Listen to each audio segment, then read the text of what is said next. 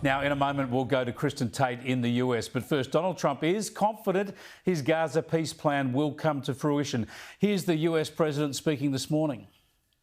The countries of the world, a lot of the countries surrounding Israel, frankly, Muslim, Arab, and many others, have had great meetings with Hamas, and it looks like it's working. So we'll wait for a little while, see how it all turns out. When will the administration begin firing? I think it'll work very quickly. I think it's going to go very quickly.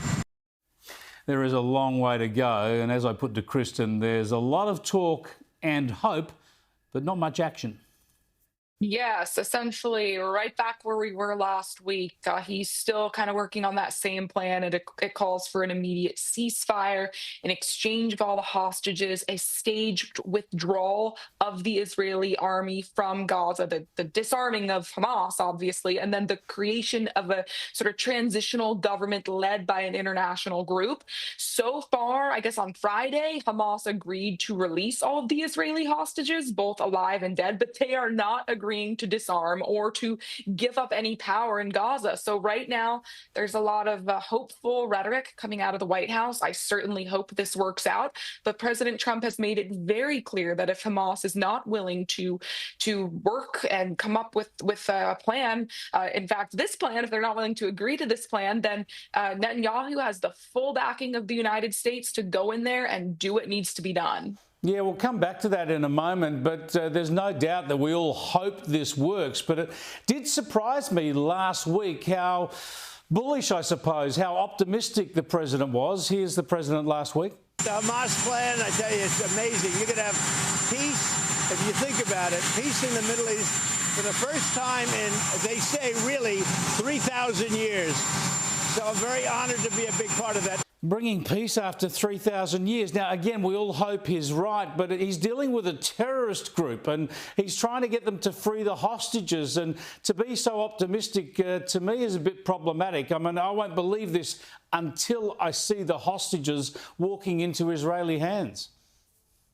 Yeah, I mean, this approach by Trump doesn't surprise me, though. This is kind of how he is as a deal maker. He approaches every deal he brokers very optimistically. That's sort of his strategy. But yes, and it pains me to say this, but the idea that Trump or any other international leader for that matter can bring long-lasting peace between Israel and Hamas, I mean, that's kind of just wishful thinking. Of course, Trump is going to do everything in his power to make a miracle happen here. I think he would love to have Middle East peace be a part of his legacy, but let's face it, it's a long shot.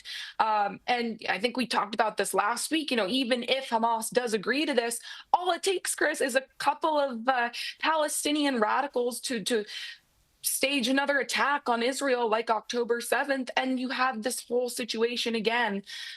So I think Trump's trying his best here, but I am not as optimistic as he was last week. Yeah, that's why, of course, this is a peace deal if it comes to fruition, and we welcome that. But what it really is an ultimatum. It's pressure to force Hamas to surrender. And in this latest exchange with CNN's Jake Tapper, President Donald Trump makes that pretty clear. Have a listen. I asked him, what happens if Hamas insists on staying in power in Gaza? The president said, complete obliteration. Yeah, that's the point here, isn't it? Unless Hamas rolls over, hands back the hostages and disarms, then both Donald Trump and Benjamin Netanyahu saying that the IDF will go in there and root out the very last people, the very last terrorist cells of Hamas in Gaza. Yeah, and I mean, this is the only language that a group like Hamas is going to understand. So these kinds of threats are necessary, but it's also very important to follow through on that threat if Hamas doesn't cooperate. And so far, the president has made it clear that he backs Netanyahu in that effort if it comes to that. Yeah, you're right. This is the language that they'll understand, and let's hope there's a breakthrough sometime soon. I want to bring it back, though, to domestic US politics briefly, because we get so much lecturing from the Democrats, from the Liberals, about Trump not accepting the electoral system and the electoral verdicts. But the left themselves so often squeal about election results, as of course Hillary Clinton did. But here's Kamala Harris not accepting a mandate, not accepting that Donald Trump has a mandate. Have a listen. It was the tightest, closest presidential election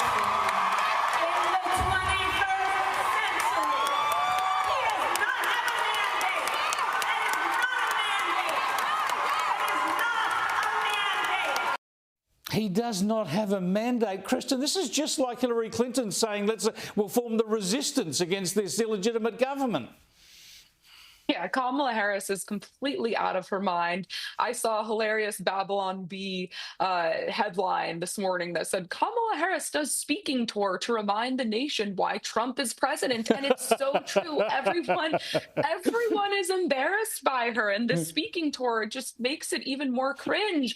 Even committed liberals at this point kind of just wish she would quietly go away. But I'm rooting for her to stay out there. Please, Kamala, run again. But you're right. Trump won every swing state. He won the popular vote. He won the electoral college. Nearly every county in the country went to the right. If that is not a mandate, I'm really not sure what is, Chris. You are right. She has lost her mind. Thanks for joining us again, Kristin. Thank you, Chris.